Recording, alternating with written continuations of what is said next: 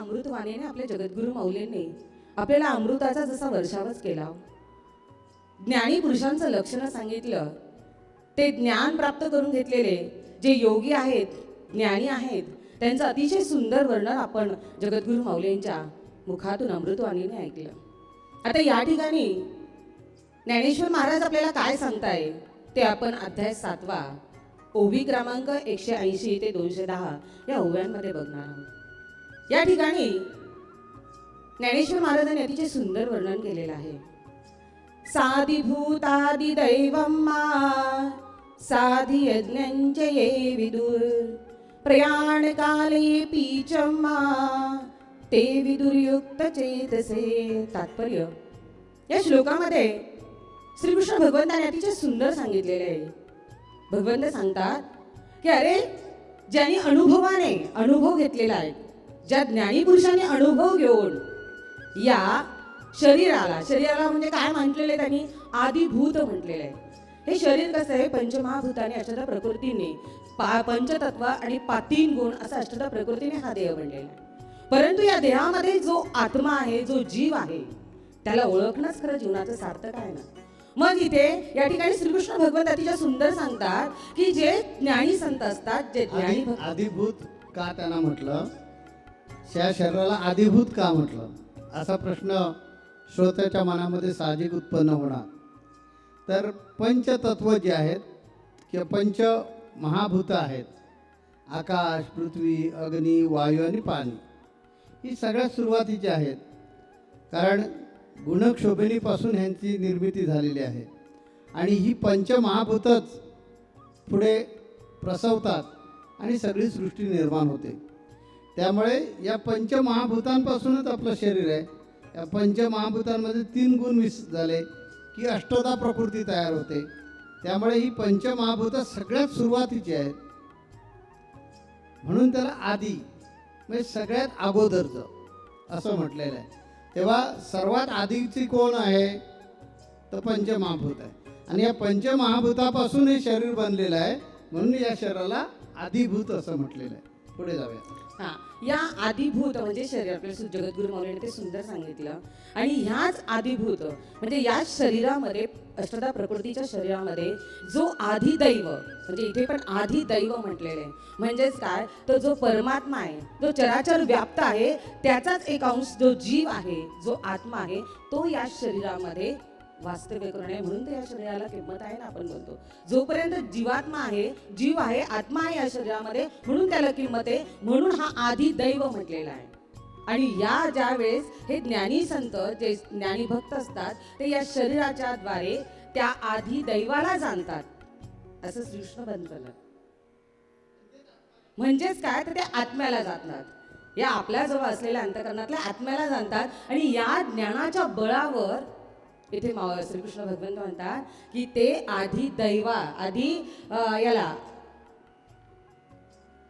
आधी यज्ञ, इथे सांगितलेले आधी यज्ञाला ते जाणतात. कोणत्या बळावर, की ज्याने जीवात्माला, या आत्म्याला ओळखलं, जाणलं, याच्या बळावर त्यांनी आधी यज्ञ म्हणजे काय, तर परमात्मा, परमेश्वर जो चराचर व्याप्त आहे, असा जिथे कुठे जागाच नाही की तिथे नाही आहे, ते अनंत ब्रह्मांडाने तो व्यापलेला आहे. असा जो परमात्मा आहे त्याला जाणणं, तो जाणला की असे जे योगी असतात, असे जे ज्ञानी असतात, अशांचं वर्णन या ठिकाणी श्रीकृष्ण भगवंताने केले. आणि जे या पदाला पोचतात तेच संत होतात, तेच योगी होतात, तेच सद्गुरू होतात.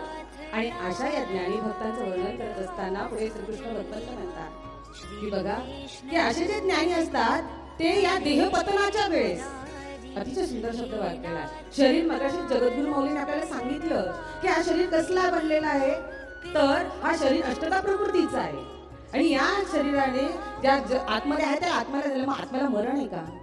आत्मा कधी जन्माला येतं तर अजिबात नाही, शरीर मरतं. मग या शरीराचा देह त्याग करत असताना असे जे संत असतात त्यांनी यशकिंचितही दुःख होत नाही हो. इतर प्राण्यांचं जर बघितलं तर इतर प्राण्यांना मृत्यूच्या क्षणी अतिशय गडबड उडून जाते, अतिशय धांदटपणा होतो, काय करावं काय नाही असं होऊन जातं. पण जे ज्ञानी असतात, ज्यांनी मला जाणलेलं आहे, इतर प्राण्यांचा संबंध नाही. इथे भगवान कृष्ण अर्जुनाला सांगतात की हे अर्जुना, की जो ज्ञानी आहे तो जन्म मृत्यूच्या पलीकडे जाऊन पोहोचलेला आहे. आणि त्यामुळे मृत्यूसमयी त्याला ठाऊक असतं की मी मरणारच नाही आहे. मरणार कोण आहे? शरीर मरणार आहे. आणि त्यामुळे त्याला कधी यचकिंचितही दुःख होत नाही. आता माझ्याकडेच बघा ना, मी स्वतःच्या तोंडाने डिक्लेअर केलं की मी माझ्या वयाच्या 65व्या वर्षी जाणार. ही कथा एखादा वाढदिवस साजरा करावा किंवा एखादा चांगला लग्नाचा मुहूर्त असावा अशा प्रकारे मी सांगतो, मला काहीच वाटत नाही. पण तुम्ही ज्यावेळी ऐकता तर तुम्हाला वाईट वाटणार, माऊली आमची वयाच्या 65व्या वर्षी जाणार म्हणून. आम्हाला ठाऊक आहे की मी जन्मालाही आलो नाही आणि मी मरणारही नाही. जाणार कोण आहे? शरीर जाणार आहे. जो ज्ञानी आहे, ज्याला आत्मज्ञान प्राप्त झालेलं आहे, त्याला नक्की माहिती असतं की आत्मा हा चिरंजीव आहे. आणि तो चिरंजीव आत्मा कधी नाश पावतच नाही. तो फक्त पोशाख बदलतो. अंगावरचा एक एक ड्रेस आपण बदलतो आणि जसा ड्रेस घालतो तशा प्रकारे आपला लूक दिसतो, तसा आपण दिसतो. तशा प्रकारे आत्मा जसा शरीर स्वीकारतो तशा प्रकारे तो ती जी आकृती आहे ती दिसत असते. त्या आकृतीला त्याप्रमाणे नाव असतं. गाढवात गेला तो गाढवासारखा दिसतो, उंदरामध्ये गेलं तर उंदरासारखा दिसेल, पक्षामध्ये गेलं तर पक्षासारखा दिसेल, माणसामध्ये आलं तर माणसासारखा दिसेल. तर भगवान कृष्ण असं म्हणतात की जो ज्ञानी आहे त्याला हे ठाऊक आहे की जन्म मरणाचे फेरे चुकती नये मानवा, राजा असो का रंक यम सोडीना त्याला. जन्म मरणाचे फेरे कुणालाच चुकलेले नाहीत, कारण हा शरीराचा भोग आहे आणि त्यामुळे तो भोगावंच लागणार आहे. आणि त्यामुळे शरीर सोडताना असे ज्ञानी माणसं कधीच रडत नाहीत, कधी चिंताग्रस्त तुम्हाला दिसत नाहीत. मी तर म्हणतो आता प्रवचन चालू असताना जरी मृत्यू आला तरी आनंद आहे. का? कारण मी कधी जन्माला आलोच नाही आणि कधी मी मरणारही नाही आहे. आणि तुमच्या दृष्टीने जरी मेलेलो असलो तरी सुद्धा मी जिवंतच आहे. आम्ही बऱ्याच वेळा बोलतो बघा, बाप्पा गेलेलेच नाही आहेत. गेलंय ते बाप्पांचं शरीर गेलंय, नष्ट झालं ते बाप्पांचं शरीर नष्ट झालं. बाप्पा म्हणजे कोण कळलं असेल तुम्हाला? की माझे गुरुवर्य किंवा माझं उपास्य जे गजानन महाराज हे आज नाही आहेत का? ते 100% आहेत. ते कुठेच गेलेले नाहीत. गेलंय ते शरीर गेलंय. भगवान कृष्णाला तेच सांगायचं की ज्ञानी माणूस जो आहे त्याचं हेच लक्षण आहे की तो कधीही मृत्यूला घाबरत नाही. त्याला ठाऊक असतं शरीर जाणार आहे आणि म्हणून ते तेवढ्याच आनंदात राहतात. पण सामान्य जन जे आहे, ज्यांनी ते ज्ञान मिळवलेलं नाही आहे, त्यांना मृत्यू म्हटला की इतकी घाबरगुंडी होते की बास रे बास. कुणीतरी सांगितलं ना, बाबा हृदयामध्ये ब्लॉकेज आहे. एवढं ऐकल्यानंतर काही जण अंथरून धरतात. अरे ती यंत्र आहे. यंत्र म्हटल्यानंतर यंत्रामध्ये बिघाडा होणार. आपण त्या यंत्राची सर्व्हिस जी केली पाहिजे, त्याला सर्व्हिसिंग केलं पाहिजे.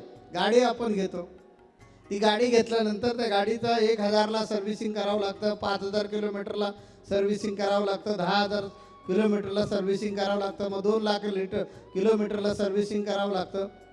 आपण आपल्या शरीराचं कधी सर्व्हिसिंग करतो का? एक दिवस उपवास धर म्हणून सांगितलं सर्व्हिसिंगसाठी, तरी सुद्धा 100 प्रश्न असतात. माऊली रताळी खाली तर चालतील,